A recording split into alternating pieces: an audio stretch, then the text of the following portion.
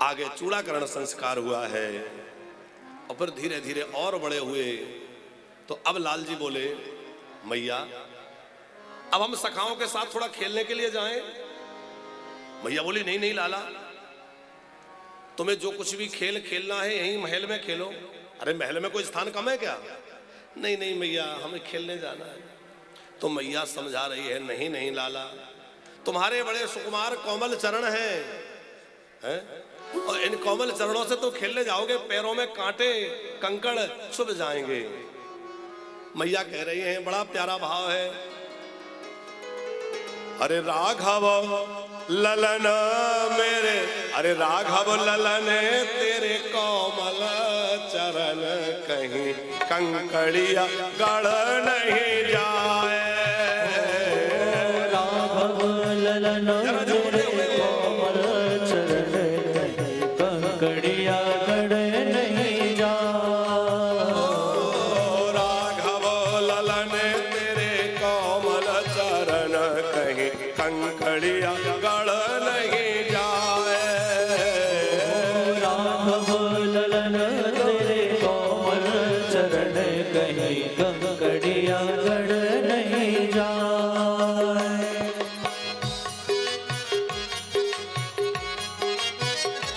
जय हो।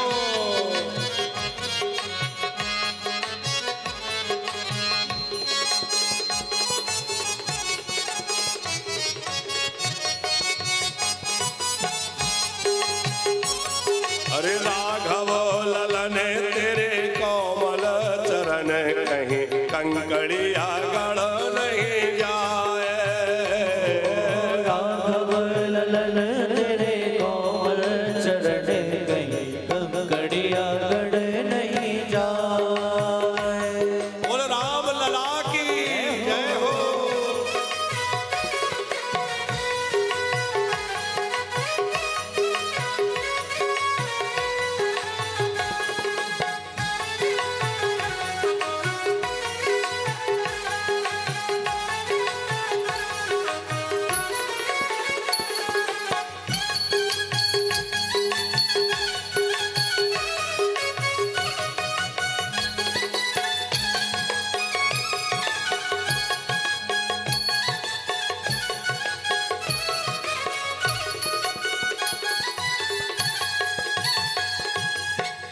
नव राजीव चरण अरुणा रे, नव राजीव चरण अरुणा रे।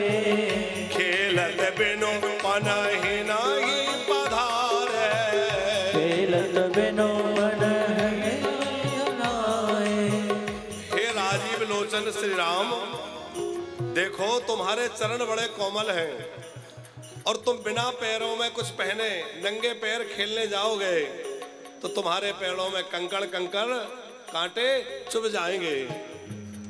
अरे नीरज नयन मोद मंगल अयन लाल तेरी में ले तो बलैया। राघव ललन तेरे कोमल चरण कहीं कंकड़िया गड़ नहीं जाए।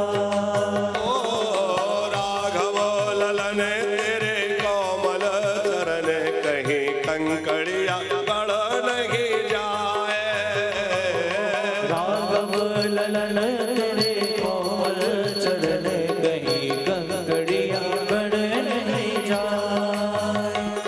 राम जी बोले, मैया हम नंगे पैर नहीं जाएंगे, हम पैरों में जूतियां पहन लेंगे, लेकिन हम जाएंगे, हमें जाने की आज्ञा दीजिए। तो जब कहा कि पैरों में जूतियां पहन लेंगे तो मैया बोली, देखो पैरों में तो जूती पहन लोगे और देख रहे हो सूर्य कितने ऊपर चढ़ाए हैं, अरे इनका ताप तुम्हारे ऊपर लगेगा, तुम्हारा खिलता हुआ मुकम्मल मुरझा जाएगा। रवि करे ओदे तो शीशो नहीं छाही। रवि करे ओदे तो शीश नहीं छाई। रवि करे ओदे तो शीशो नहीं छाही।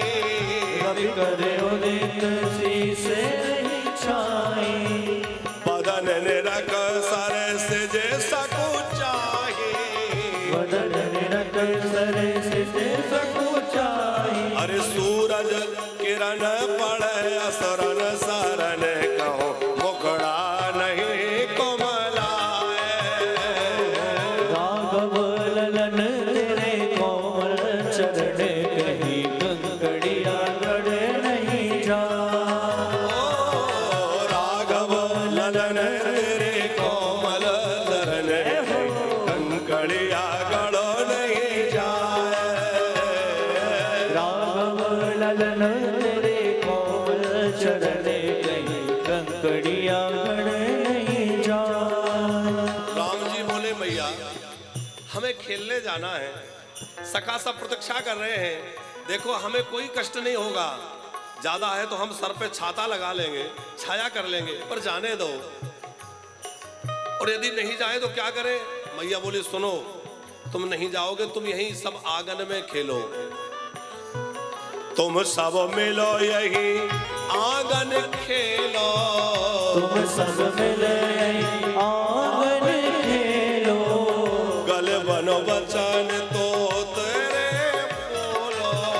गल बन वचन तो तेरे बोलो। हर चितवन चापल चाल मंजुलो मचल देखी हंसन कहीं है लजावे। राघव ललन तेरे कोमल चरण कहीं कंकड़िया आदि सेवा करते हुए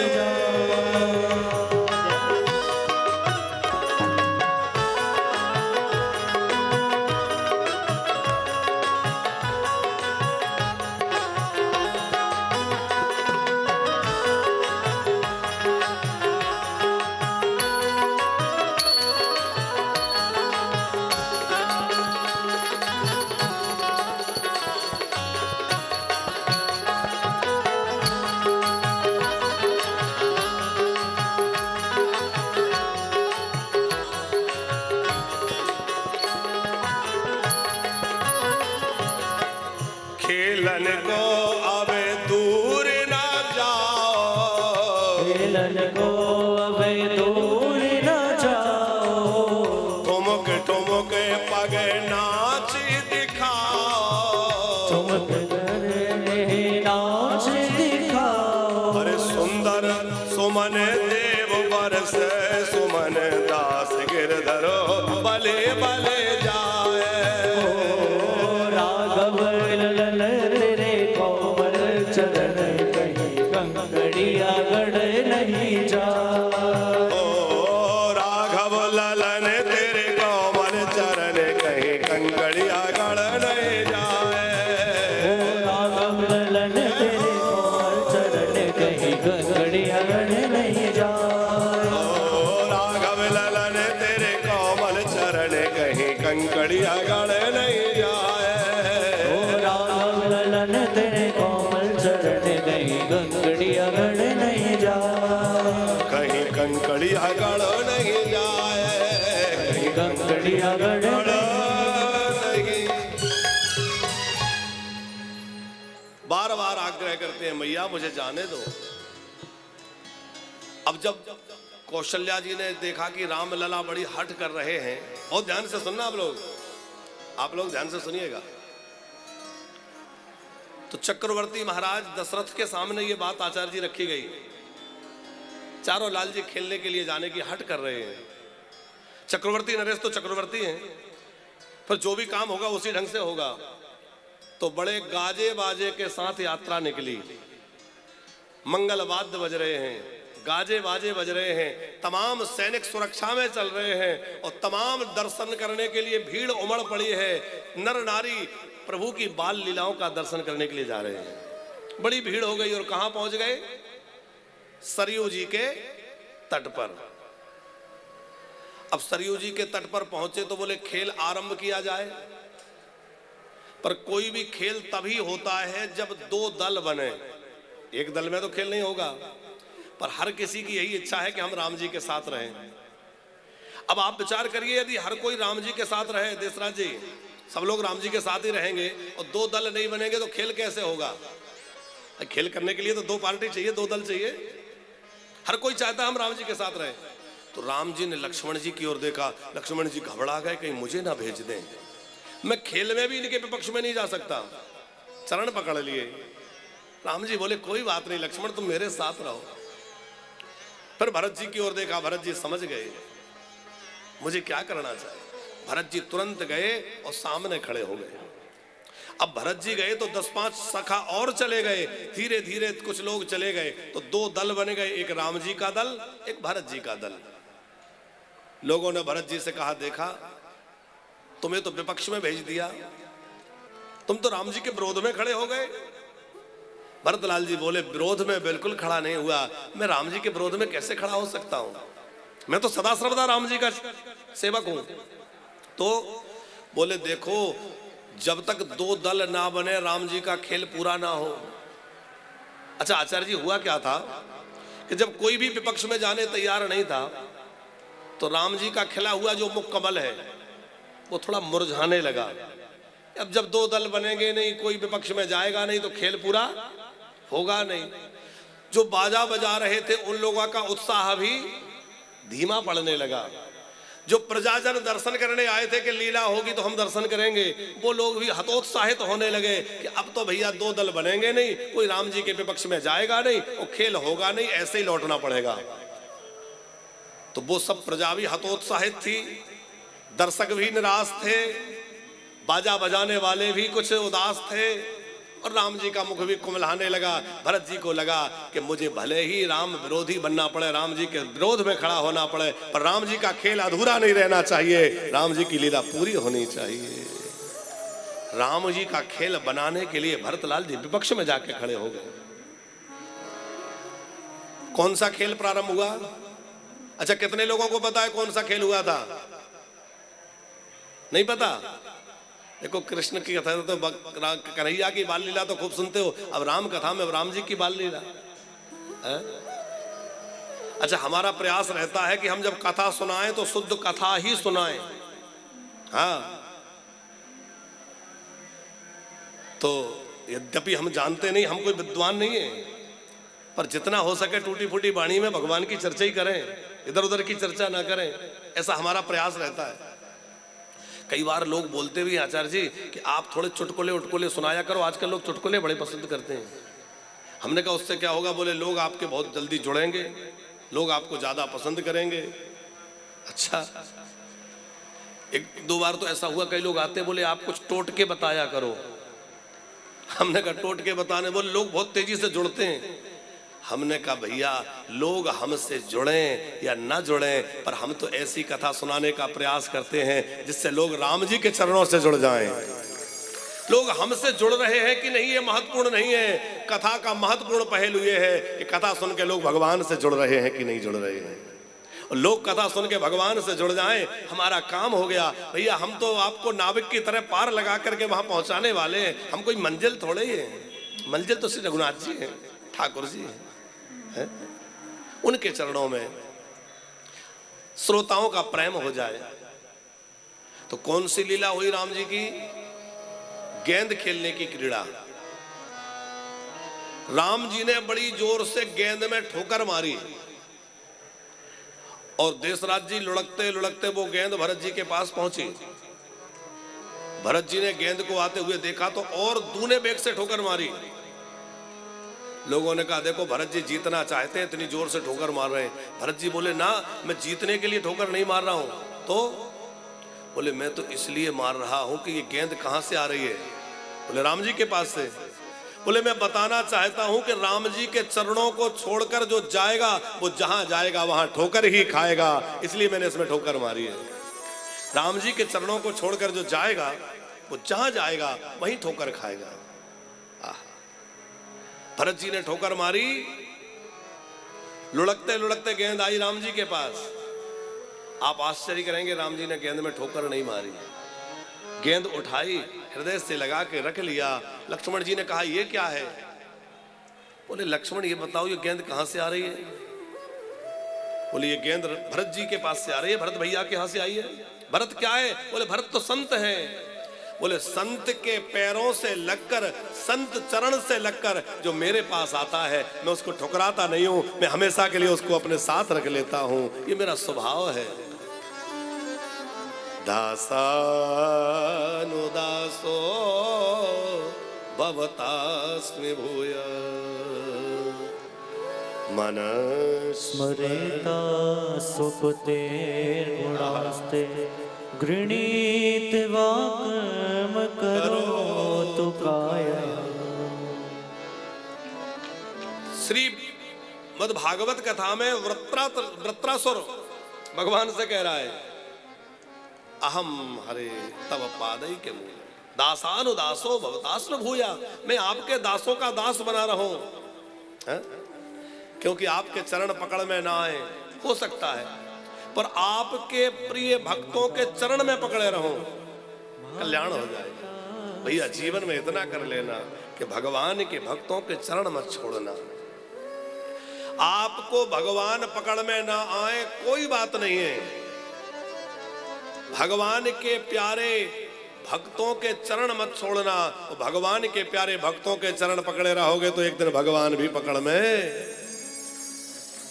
अच्छा, गजग्राह की कथा आप सबने सुनी है कि ग्राह ने गजेंद्र का पैर पकड़ लिया, हाथी का पैर मगर ने पकड़ लिया। ग्राह माने मगर। हम लोगों का किसी का पैर तो मगर ने नहीं पकड़ा। अच्छा, पकड़ रखा है क्या? नहीं पकड़ा ना, लेकिन आप यदि विचार करें तो पकड़ रखा है। हम कहें कि भाई वृंदावन आओ, महाराज जी मन तो बहुत है मगर, कहते हैं ना, कुंभ में नहीं आए, बोले आने की इच्छा तो बहुत थी, हम भी स्नान करें मगर, तो ये जो मगर लग जाता है ये मगर ही तो है, ये वही मगर है जिसने पैर पकड़ रखा है। हाँ मगर तो अब भगवान को ग्राहन वो गजेंद्र ने पुकारा, हाथी ने भगवान को बुलाया, तो भगवान ने हाथी का उद्धार पहले किया कि वो पैर पकड़ने वाले का उद्धार पहले किया? पहले ग्राह का उद्धार किया। गजेंद्र ने पूछा कि ऐसा क्यों? भगवान कहते हैं मेरा स्वभाव है कि अपने चरण पकड़ने वाले का उद्धार तो मैं करता हूं, पर उससे भी पहले मैं उसका उद्धार कर देता हूं जो मेरे भक्त के पैर पकड़ता है, उसका उद्धार मैं और पहले कर देता हूं। इसलिए भगवान के प्राण प्यारे भक्तों से जुड़े रहे। बड़ी सुंदर भगवान की बाल लीलाएं हैं। अब देखो आज कथा का सप्तम दिन है, यदि ज्यादा बाल लीलाएं करेंगे तो फिर आप कहेंगे कि महाराज जी कथा तो बीच में ही छोड़ दी, इसलिए थोड़ा जल्दी जल्दी चलें और आगे चल करके भगवान की विवाह लीला तो हो जाए, आनंद से हम लोग भगवान की जनकपुर लीला का आनंद लें, इसलिए थोड़ा जल्दी चलें। और आगे बढ़ते हुए गोस्वामी जी कहते हैं कि भाई कुमार जब ही शव भ्राता, कुमार जब ही सब भ्राता, दीन जने गुरु पितु माता, दीन जने गुरु पितु माता। जैसे ही कुमार अवस्था के भय तो यज्ञोपवीत संस्कार विधि पूर्वक महाराज ने करवाया। आप लोगों से प्रार्थना है अपने बच्चों का यज्ञोपवीत समय पे कराइए और संस्कार भी कराएं, आवश्यक है, पर छूट जाएं तो ठीक है, लेकिन यज्ञोपवीत तो निश्चित तौर पे सबका होना चाहिए। ब्राह्मण क्षत्रिय वैश्य तीनों वर्णों का विधि पूर्वक यज्ञोपवीत समय से हो जाना चाहिए, तभी वह किसी भी धर्म कार्य के योग्य बनते हैं। इसलिए यज्ञोपवीत सबका अवश्य होना चाहिए, समय पे होना चाहिए। आजकल तो स्थिति यह है कि ब्राह्मण बालकों का समय पे यज्ञोपवीत नहीं हो रहा है। अब तो दो ही संस्कार रह गए संस्कार के नाम पर, एक विवाह संस्कार और एक अंतिम संस्कार, और वो भी नाम मात्र के रह गए। विवाह संस्कार में पूजा पद्धति का कोई ध्यान नहीं है, केवल नाचना गाना, तमाम पता नहीं क्या लोग कहां भेड़ चाल चले जा रहे हैं। लोग नाचने कूदने को ही विवाह समझते हैं, सजने धजने को विवाह समझते हैं, ढोल ढमाकों को विवाह समझते हैं। ये सब विवाह में हो, इसका हम विरोध नहीं करते, पर भैया वैदिक विधि से विवाह का पूजन होना चाहिए और विधि पूर्वक पानी ग्रहण होकर भावर परिक्रमा होनी चाहिए। इस पे बल दीजिए। आप नाचने कूदने के लिए अलग दिन रखिए और एक दिन पहले विधि पूर्वक भावर, पाणी ग्रहण, कन्यादान, उसके लिए अलग से समय रखिए। अभी हमें अवसर मिला वानप्रस्थ धाम में, हमने अपनी भतीजी बिटिया का विवाह किया। 21-22 जनवरी का था, 2 दिन का कार्यक्रम। आप लोग जो लोग सम्मिलित थे उनको पता होगा, दिन की भावर रखी और एक दिन तो जो है वो हो हल्ला के लिए रखा 21 तारीख, और 22 तारीख केवल वैदिक विधान के लिए रखी, दिन की भावर। बस इसलिए कि एक हम संदेश देना चाहते हैं आप लोगों को भी कि भैया ये जो वैदिक संस्कार हैं इनको वेद विधि से शास्त्रानुकूल होने दीजिए, इनको मत रोकिए, सब कुछ नष्ट हो जाएगा। अंतिम संस्कार में भी स्थिति क्या है? आजकल तो बेटे चाहते 3 दिन में सब कुछ हो के समाप्त हो जाए, 13 दिन बैठना भी नहीं चाहते। आप विचार करो, जिस बच्चे को पैदा किया, पालन पोषण किया, पढ़ाया लिखाया, शादी ब्याह करे, सब कुछ करा, उसके पास माँ बाप के लिए 13 दिन का समय भी नहीं रहा। कितना भयंकर काल आ गया। 13 दिन माता पिता के पास नहीं बैठ सकता। वो आके कहते हैं महाराज जी ऐसा कुछ उपाय बताओ 3 दिन में सब हो जाए, हम अपने काम से लग जाएं, ऑफिस जाना है। तब ऐसा मन में लगता है कि बेकार तेरी माँ ने तुझे जन्म दिया, इससे अच्छा होता कि वो बंध्या रह जाती, इससे अच्छा था कि वो बिना संतान की होती तो अच्छा था। तू मरने पर 13 दिन बैठ नहीं सकता, क्या लाभ ऐसी संतान का? अरे जो पुत्र 10 गात्र नहीं करता, श्राद्ध तर्पण नहीं करता, श्राद्ध श्रद्धा पूर्वक अपने माता पिता की और दैहिक क्रिया नहीं करता, वो पुत्र कहलाने के योग्य नहीं है। वो तो माता पिता का मलमूत्र कहलाने लायक है, वो पुत्र कहलाने लायक नहीं है, तो पुत्र क्या है? बोले पुमनाम के नरक से जो उबार दे, जो जीते जी खूब सेवा करे। एक बात ये भी ध्यान रखना कि ऐसा नहीं कि मरने के बाद उसको खूब श्राद्ध दो, पूड़ी पकौड़ी भोग लगाओ और जीते जी पानी मत दो। ध्यान रखिएगा, हम प्रयाग की भूमि से आपसे कह रहे हैं कि मरने के बाद जो श्राद्ध करता है तो श्राद्ध भी उसी का सफल होता है जिसने जीते जी अपने माँ बाप की सेवा करी हो, और जीते जी जिसने सेवा नहीं करी, मरने के बाद उसका श्राद्ध भी सफल नहीं है, उसके श्राद्ध का भी फिर उतना महत्व नहीं है। जीते जी तो तुमने रुलाया, उन्हें भोजन नहीं दिया, तरसाया, मरने के बाद पूड़ी पकौड़ी बांटोगे, उन्हें प्रसन्नता मिलेगी? वो तो बेचारे हर समय आशीर्वाद ही देंगे, क्योंकि माता पिता के हृदय से हर समय आशीर्वाद ही निकलता है। आप चाहे जो करें, लेकिन क्या हमारा कर्तव्य यही है? हम लोग प्रयास कर रहे हैं वानप्रस्थ के माध्यम से। कितनी ऐसी माताएं, आप कभी आके देखिए, जो माताएं वहां रह रही हैं। हमारे समय लाल जी खूब जाते रहते हैं, रामकिशन जी हैं चंडीगढ़ वाले, कहाँ बैठे हैं? अच्छा पीछे बैठे हैं। आप लोग खूब जाते हैं, हमारे ओम प्रकाश साहब जी बैठे हैं, सब लोग देखते हैं। ऐसी माताएं आती हैं भरतलाल जी, वो कह देती हैं, वो कहती हैं कि घर वालों ने कह दिया चाहे जिंदा रहो चाहे मरो, हमें मतलब नहीं है, जहां मर्जी चली जाओ। लोग घुमाने के बहाने गाड़ी में बिठा के लाते हैं, चौराहे पे उतार के और चले जाते हैं, वो बेचारी ढूंढती रह जाती हैं। फोन लगाती हैं तो कह देते हैं यहाँ मत आना, यदि तुम चाहते हो कि हम लोग सुखी रहें तो यहाँ आना मत। और माँ तो माँ है, वो सोचती है कि तुम सुखी रहो, मैं चाहे जैसे रह लूंगी, मांग के खा लूंगी, मेहनत मजदूरी कर लूंगी, लेकिन तुम्हारे जीवन में दखल डालने नहीं आऊंगी। ऐसी माताएं हैं, उनका प्रेम देखिए आप। क्योंकि वो माएं देखती हैं आए दिन बहू लड़ रही है बेटा से, या तो इन्हीं को रख लो या मुझी को रख लो, इन्हीं को रख लो या मुझी को रख लो। तो वो बेचारे बूढ़े माँ बाप क्या सोचते हैं? वो सोचते हैं कि ये बेटे का घर ना टूट जाए, इसकी गृहस्थी ना उजड़ जाए, कहीं ये बहू चली ना जाए, कहीं झगड़ा ना कर ले, इसलिए भैया अच्छा है कि हम ही घर छोड़ के निकल जाते हैं। वो बेचारे माँ बाप जीवन भर की पूंजी छोड़ करके, अपने बच्चों को छोड़ करके और चले आते हैं। हम लोग यदि थोड़ा बहुत उनके लिए कर पा रहे हैं तो ये भगवान की कृपा है। हम लोग आश्रम बना करके प्रयास कर रहे हैं कि ऐसे बुजुर्गों को आश्रय मिले, वो निराश्रित ना हो, उन्हें भटकना ना पड़े, उनको रहने का भोजन का प्रबंध मिले। लेकिन हम आपसे प्रार्थना करते हैं कि ये कोई समाधान नहीं है।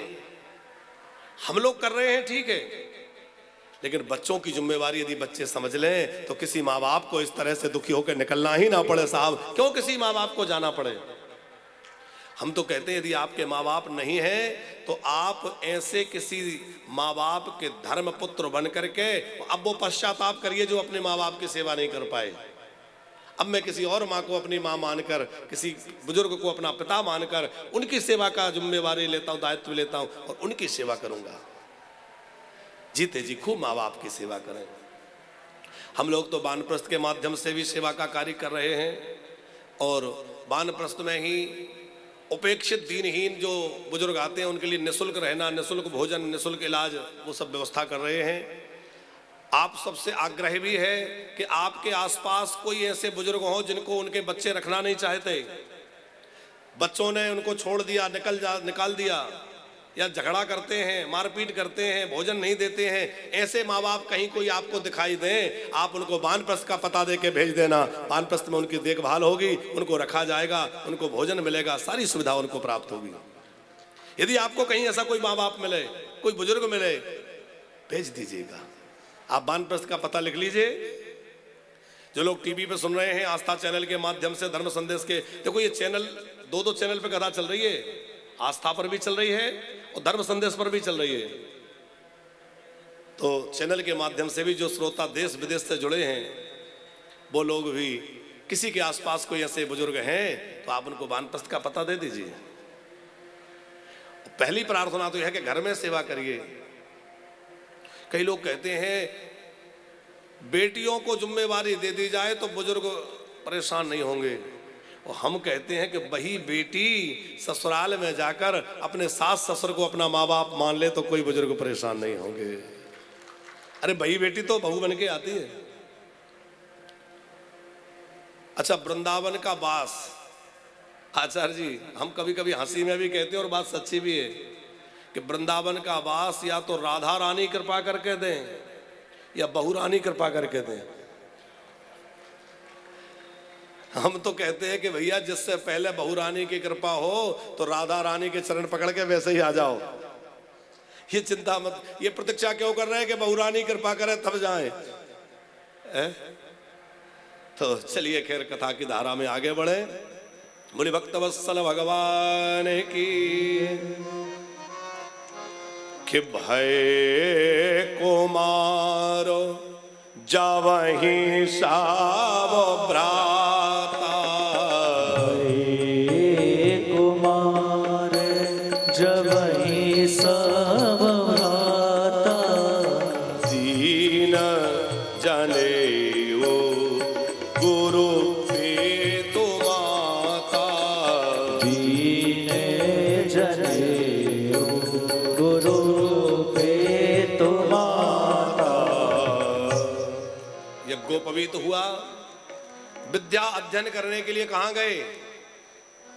अच्छा, राम जी पढ़ने कहां गए? ये तो सबको पता होगा। कहां गए? वशिष्ठ ऋषि के आश्रम में। वशिष्ठ जी के यहां गए कि नहीं? गुरु गृह गए, पढ़ने रघुराई। थोड़े समय में सारी विद्याएं प्राप्त कर ली, क्योंकि वो तो विद्या निधि है। और पढ़ के आए तो क्या नियम बनाया? प्रातः काल उठ के रघुनाथा माता पिता गुरु। आजकल के पढ़े लिखे बच्चे होते हैं तो वो कहते हैं महाराज जी ये तो पढ़े लिखे बच्चे हैं, ये नहीं कोई प्रणाम नहीं करते। तो बड़ी विचित्र शिक्षा है भाई। चलो खैर हम लोग जल्दी जल्दी बढ़े, जनकपुर पहुंचना है। आशा भरी लगा देना। हाँ हाँ।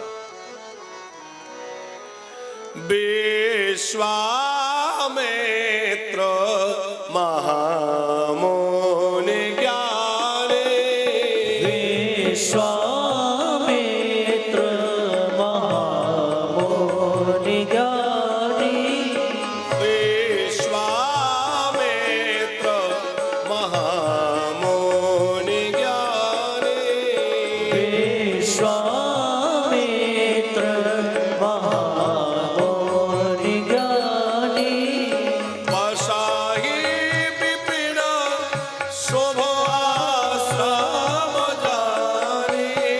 वसहि विपिन सुख आश्रम जानी।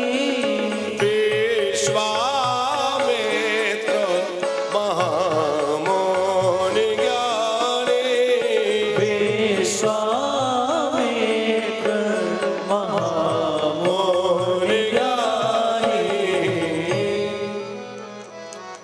विश्वामित्र जी महामुनि हैं, मुनि नहीं महामुनि, ज्ञानी हैं।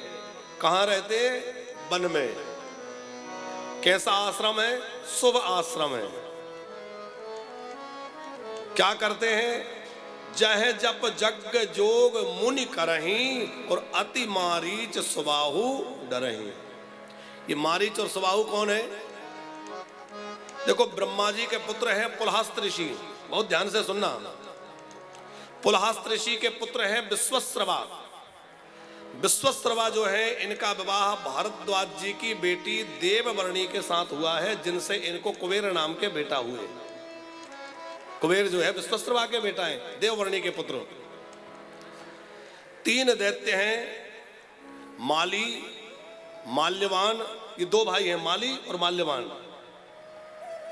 इन दोनों भाइयों को 3 बेटियां हैं, एक को 1 बेटी, एक को 2 बेटी।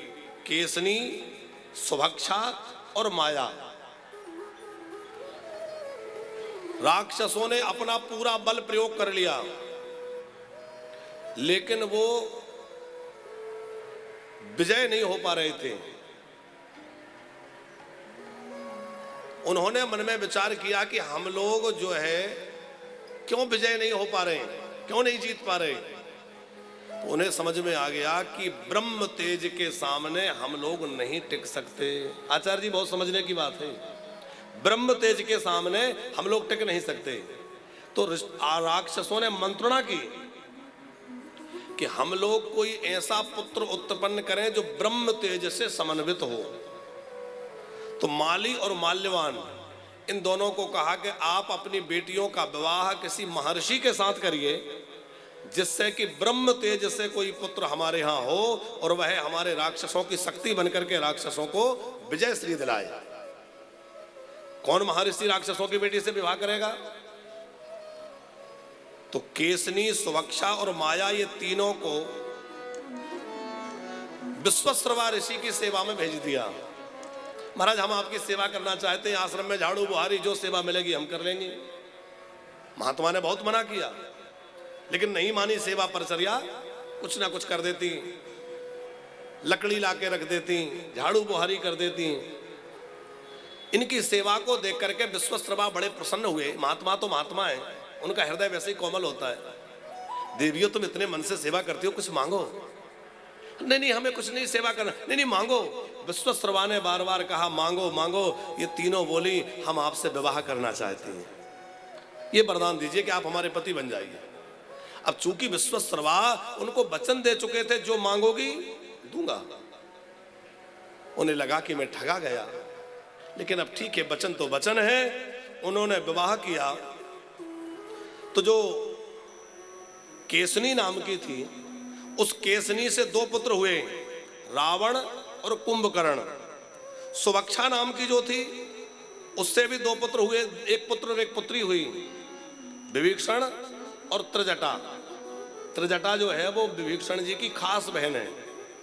और माया नाम की जो थी, उससे खर, दूषण और तृष्णा, ये 3 हुए। सुभक्षा जो है वो कुछ अच्छे विचारों की थी, तो सुभक्षा की दोनों संतानें सद्विचार की हुई। विभीषण जी भी भगवान के भक्त हैं और त्रिजटा भी जानकी जी की सेवा करती है। मां के आचरण का संतान के ऊपर गहरा प्रभाव पड़ता है। आचार्य जी, पिता तो विश्वश्रवा ही है, पर एक कुबेर हो गए, एक विभीषण हो गए, एक रावण हो गया, कोई खरदूषण हो गया। तो मां के विचार, मां का आचरण, मां का व्यवहार संतान के ऊपर गहरा प्रभाव डालता है, क्योंकि संतान जो है वो मां के ज्यादा नजदीक होती है। मां के रक्त से सिंचित होकर उसका शरीर निर्मित हुआ है, मां का दूध पी के वो पोषित हुआ है, इसलिए मां के ज्यादा प्रभाव उस पर रहता है। तो ये खर दूषण बहुत दुखी करने लगे। और हाँ, एक और बात, माँ की बात आई है तो कभी कभी कुबेर पुष्पक विमान में बैठ करके और अपनी विमाता केसनी के यहाँ आते, अपने पिता विश्वश्रवा के पास आते, तो रावण छोटा बच्चा था, वो देखता कि विमान में बड़ी चमक धमक के साथ कोई आता है, पिताजी को प्रणाम, माताजी को प्रणाम करता है। अपनी माँ से पूछा ये कौन है? माँ को चाहिए था कि वो कहती बेटा ये तुम्हारे बड़े भाई हैं, तुम भी इनको प्रणाम करो, ये तुम्हारे बड़े भैया हैं। पर केसनी जो है वो लंबी लंबी सांसें लेते हुए कहती बेटा क्या करूं, मेरे बेटे तो कमजोर हैं, निर्बल हैं, कुछ कर नहीं सकते, ये सौत का बेटा है, इसको विमान में बैठे देखकर, राज सिंहासन पर बैठे देखकर छाती जलती है, पर मैं क्या कर सकती हूँ। रावण ने कहा माँ तू चिंता मत कर, तेरा बेटा निर्बल नहीं है, मैं तपस्या करके तेरी छाती को शीतलता करने के लिए ये विमान और राजगद्दी दोनों छीन लूंगा। और वही रावण ने किया, तपस्या करी, वरदान पाया और पुष्पक विमान भी छीन लिया और लंका का शासन भी छीन लिया। तो ये बीज उस रावण के अंदर जो दुराग्रह का, दुर्भावना का बोया, वो किसने बोया? माँ ने बोया कि नहीं? इसलिए हम प्रार्थना करते हैं माताओं से कि भैया अपने बच्चों में कभी भी ऐसा जहर मत भरना, अपनी माताएं अपने बच्चों में प्रेम का बीज बोना, ताकि वो जीवन में सबसे प्रेम से मिले, प्रेम से रहें।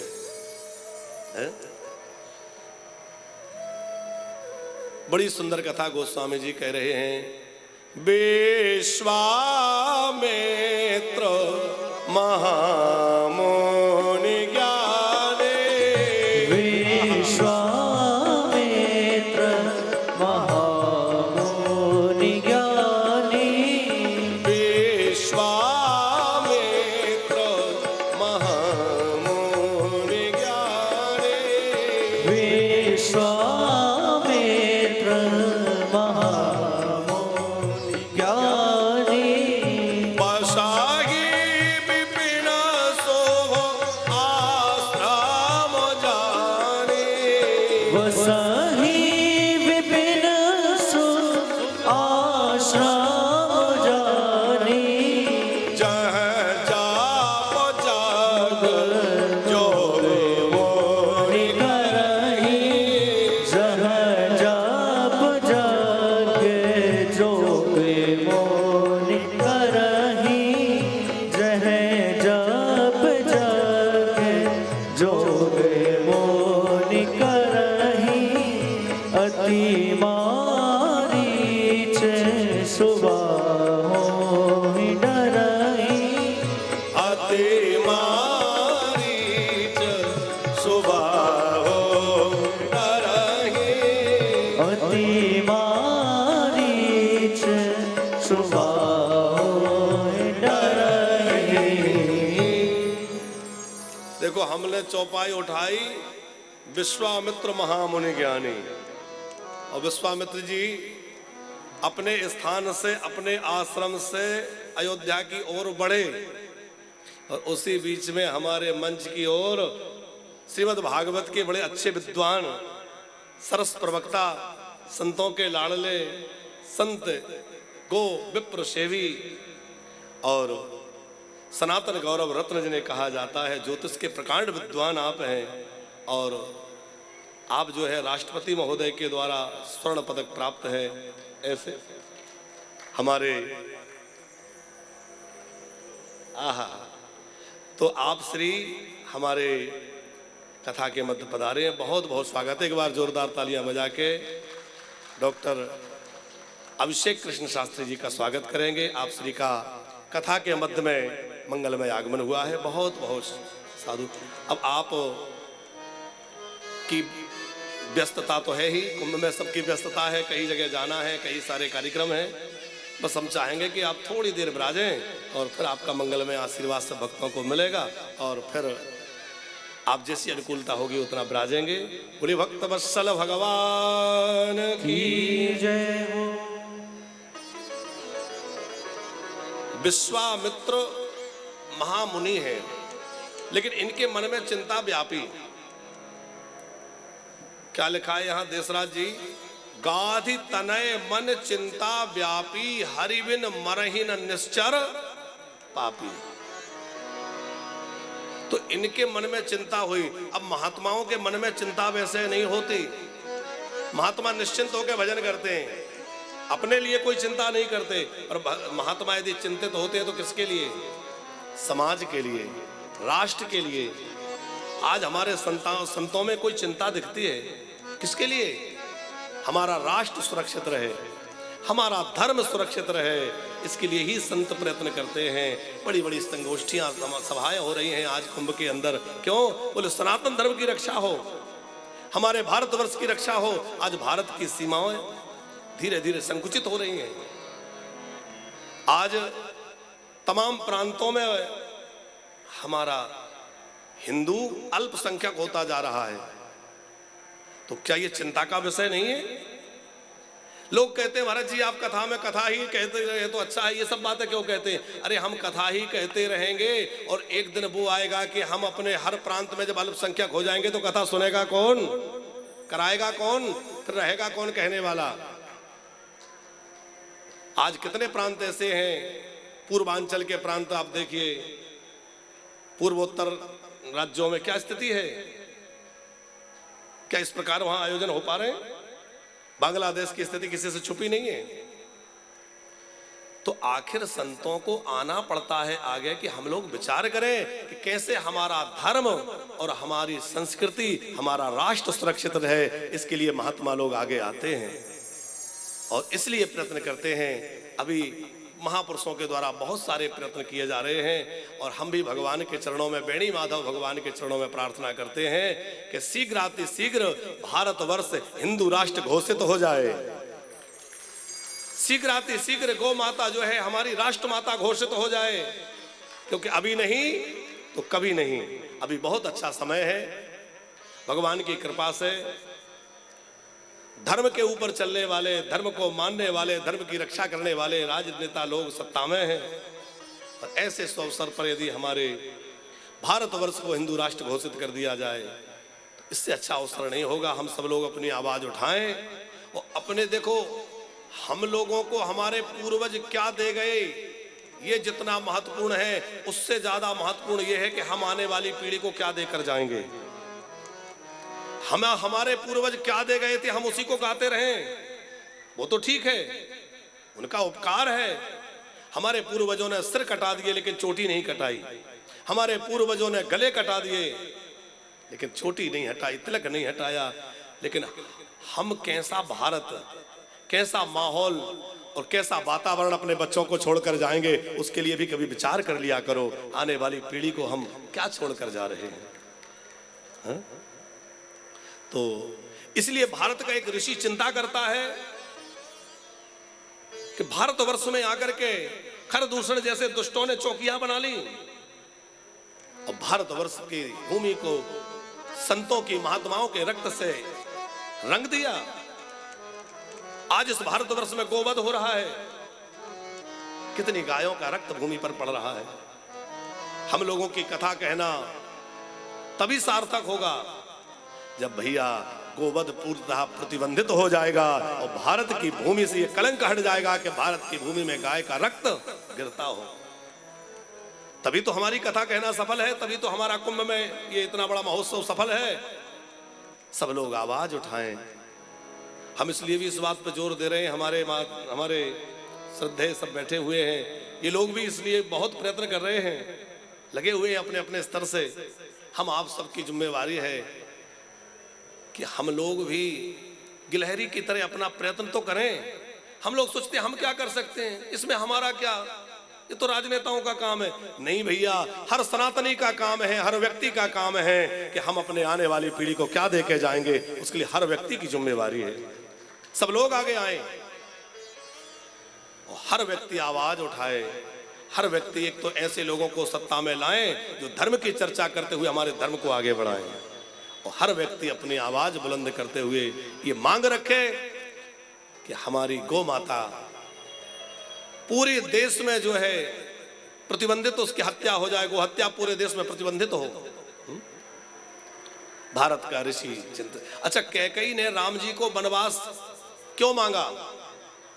बहुत सारे कारण महापुरुष कहते हैं और बहुत सारे कारण हैं, पर एक कारण जो हमें लगता है वो ये है कि चक्रवर्ती नरेश की गद्दी पर राम बैठ तो जाएं, लेकिन भारत की भूमि में खर दूषण आदि तमाम राक्षसों ने चौकियां बना करके और इसको अपवित्र कर रखा है, तमाम तांडव मचा रखा है। जब तक मेरा राम उन दुष्ट राक्षसों का विनाश नहीं कर देता, तब तक झूठा चक्रवर्ती कैसा पहले इन दुष्ट राक्षसों को मारेगा, फिर चक्रवर्ती की गद्दी पे बैठेगा। इसलिए कैकेयी ने राम को वन में भेजा है, और राम बन गए तो श्री राम राम बन गए साहब। वन में जाकर दुष्टों को मार के ही तो राम राम बने।